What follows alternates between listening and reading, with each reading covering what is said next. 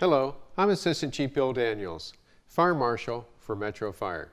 The goal of Metro Fire's inspection program is to minimize the risk of life and property loss from fire. We do this by eliminating hazardous conditions in our businesses. To assist in reaching our goal, we produce a video. This is for use by both our business community as well as our fire companies. This video is on how to prepare for fire inspection. It will be available online at www.metrofire.ca.gov. A link will also be emailed to our business community prior to an inspection. This video covers common fire and life safety violations and requirements. Through a collaborative effort, we can work as a team to ensure our community remains fire safe. Thank you. Hello again, Metro Fire, and welcome to the next in a series of training videos for the Fire Company Inspection Program. As we move through the points outlined in this video, the California fire codes that pertain to what is being shown and/or described will be displayed at the bottom of the screen. Addressing. Address and suite numbers are required to be a minimum of 6 inches in height and in a color that contrasts with the background upon which it is placed. The address must be clearly visible from the street. If the occupancy has a back door, this must also display the address and suite number as appropriate. When we use the term occupancy, we're describing wherever it is that you do what it is that you do. Whether that's a business, an apartment complex, whether you make things, sell things, the totality of where you operate your business out of. That's what we mean. Fire extinguishers. Annual maintenance checks are required and must be documented on the fire extinguisher service tag. Here we have 2 examples. This one is the annual service tag you are looking for. You may also see it as a sticker. The date punched or blacked out is the date the extinguisher was serviced. The fire extinguisher, provided it is showing an adequate charge, is considered good for 1 year from that date. This ring is a 6-year internal inspection hydro testing service tag. Its inspection is beyond the scope of this program. When California Fire Code says that annual inspections are required for portable fire extinguishers, they mean for that inspection to be done by a certified technician. Not your groundskeeper, unless of course your groundskeeper happens to be a certified fire extinguisher technician. Fire extinguishers must be a minimum of 2A, 10 BC in size. The furthest allowable travel distance to a fire extinguisher is 75 feet. In multi-floor occupancies, this standard has to be met on all floors. Fire extinguishers. All right, there's been a bit of confusion about what exactly we mean when we say per floor. The California Fire Code requires that you have an extinguisher a minimum of 150 feet apart, thereby ensuring 75-foot travel distance at the maximum if you happen to be standing between those two. The California Fire Code requires that you meet that standard on every floor. What that means is if you have to take stairs, it doesn't count in that distance. That standard has to be met on all floors, as if it was a single-story structure. Fire extinguishers need to be either securely mounted to appropriately sized hangers or brackets, or in a cabinet designed to house them. If the cabinet is required to be locked, there must be a ready means of access. For example, a glass or scored clear plastic front cabinet with a means of breaking the glass or plastic, or this one that has a lever with clear instructions. If the fire extinguisher is not readily visible, clear signage indicating its location is required. Fire extinguishers must be mounted so the top of the extinguisher is between 3.5 and 5 feet from the floor. Electrical. The door into an electrical control panel room shall be marked with a plainly visible and legible sign stating electrical room. The area in front of the electrical panel will have a minimum of 30 inches of clear space at all times. Relocatable power taps shall be of the polarized or grounded type. That's one of these. The power tap must be equipped with overcurrent protection and be UL listed. If used, they must be directly connected to a permanently installed receptacle and can't extend through walls and ceilings or under doors and floor coverings.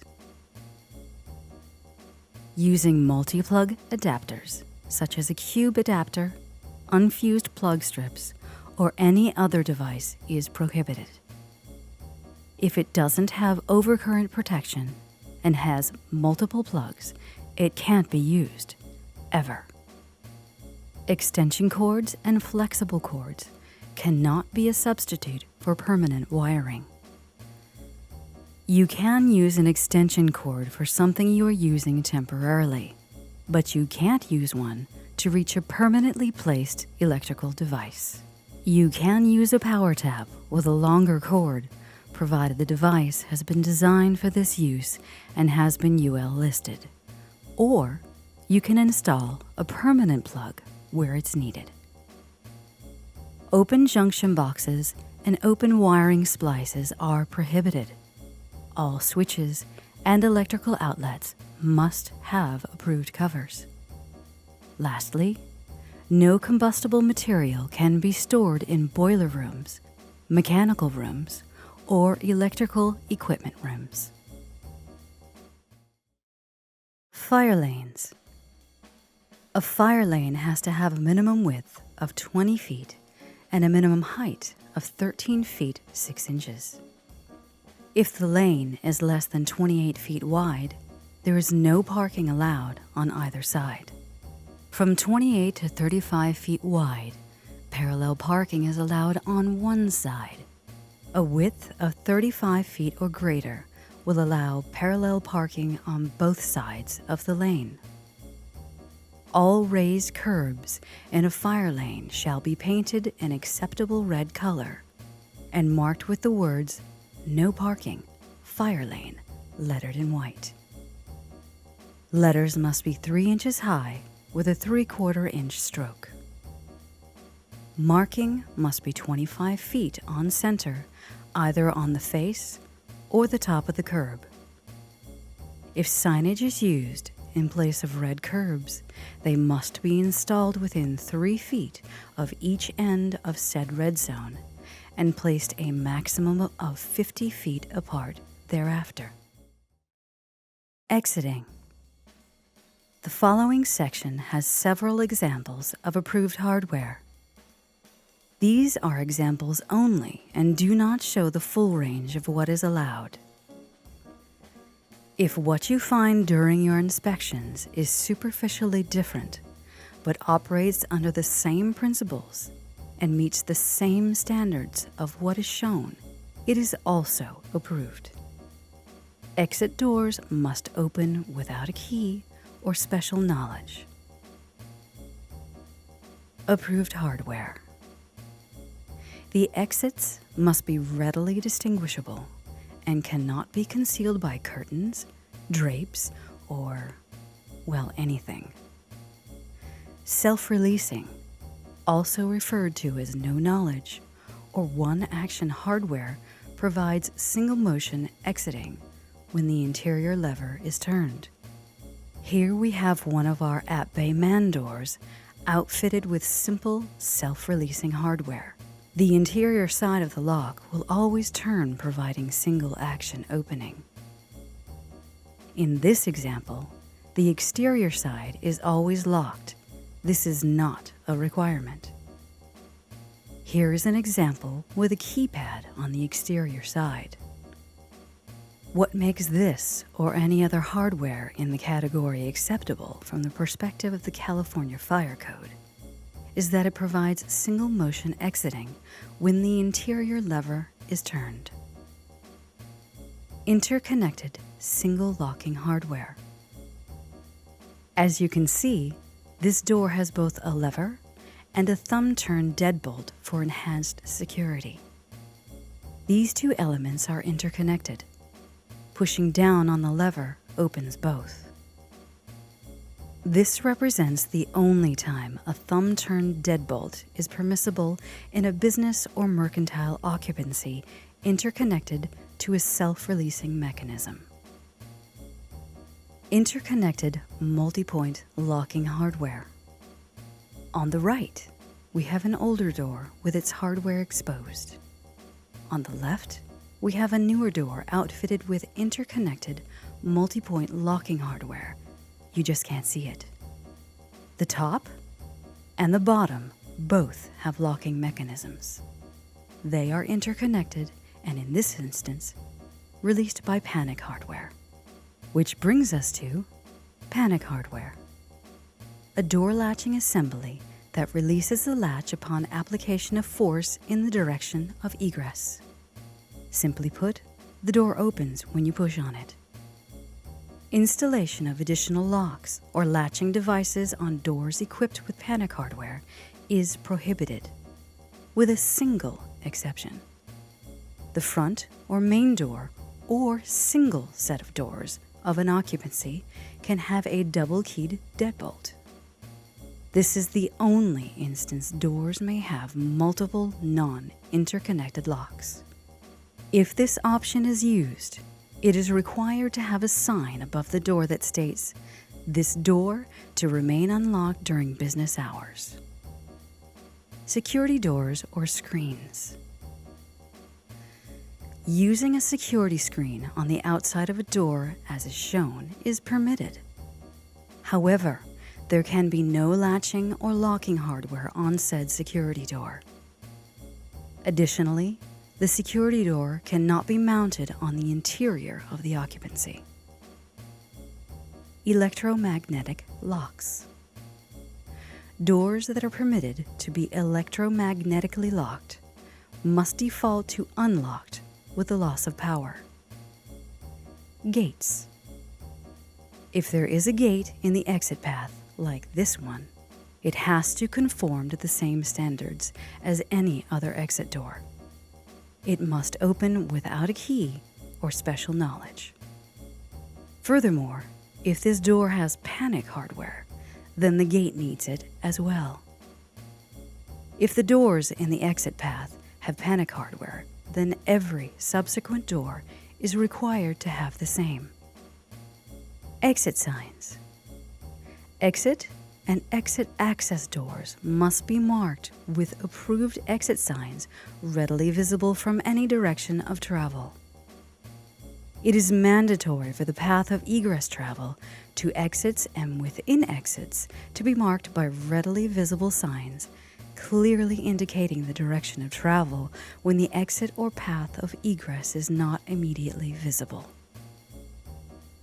Exit signs are not required in Group B and M occupancies with only one exit door.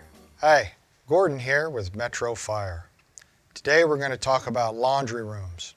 A little aspect of laundry rooms is that a laundry room is considered a little bitty business inside of a great big old apartment complex. The same holds true for your clubhouse, as well as your restrooms or any other public area. Which means exit doors must open without a key or special knowledge. The front or main door or single set of doors of an occupancy can have a double-keyed deadbolt. If this option is used, it is required to have a sign above the door that states, "This door to remain unlocked during business hours." trash cans in a laundry room or a bathroom need to be fire resistive with a fire resistive lid. Combustible flammable liquids. Combustible or flammable liquids used for maintenance and or the operation of equipment can be stored on site. However, if the total amount exceeds 10 gallons, it must be stored in a flammable combustible liquids cabinet, like this one. If combustibles are stored outside, materials shall not be located within 10 feet of a lot line. Storage. Storage of materials in buildings must be orderly. Storage of combustible materials shall be separated from heaters or heating devices by distance or shielding so ignition cannot occur. Stacked material must be stable and maintained 2 feet or more below the ceiling in non-sprinklered areas of buildings, or a minimum of 18 inches below sprinkler head deflectors in sprinklered areas of buildings. Fixed fire protection systems.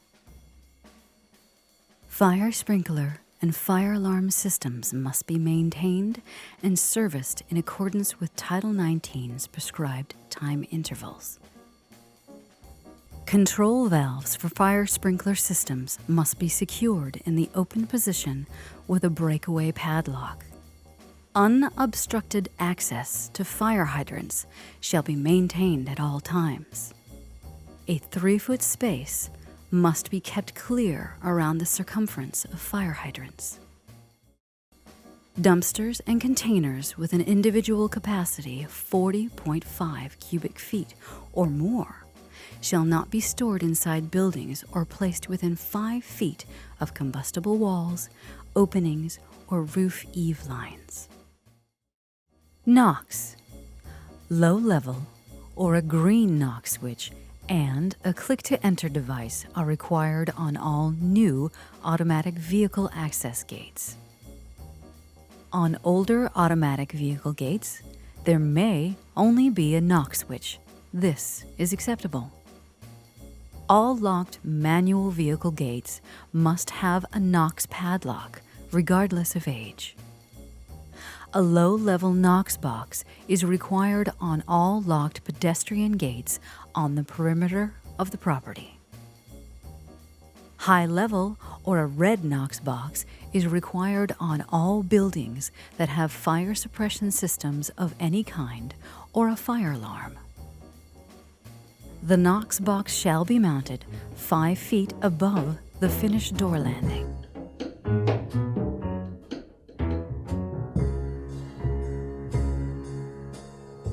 Hi, my name is Gordon MD, Captain, Metro Fire. We're here today to talk about exiting. What you're looking at is the Iroquois Theater Fire. This fire occurred on December 30th, 1903 in Chicago. It is the deadliest fire in U.S. history. 602 people dead simply because they couldn't get out. People were stacked up at the exits like cordwood. This fire led to new safety standards regarding exit doors, exit signs, and panic hardware. Coconut Grove, November 28, 1942, Boston, Massachusetts. 492 people dead, 200 people injured. Again, people couldn't get out. The stairwell was piled high with bodies right beside the door out. This fire also led to new regulations like outward swinging doors. After that fire, the number of exits had to reflect the size of the occupancy, as well as battery-operated exit signs.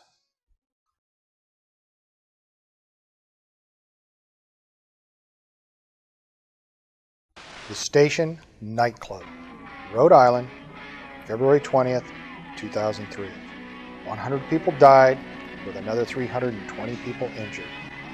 This fire led to new regulations for fire sprinklers, concerns about occupant loads, but most importantly, the grandfather clause was eliminated.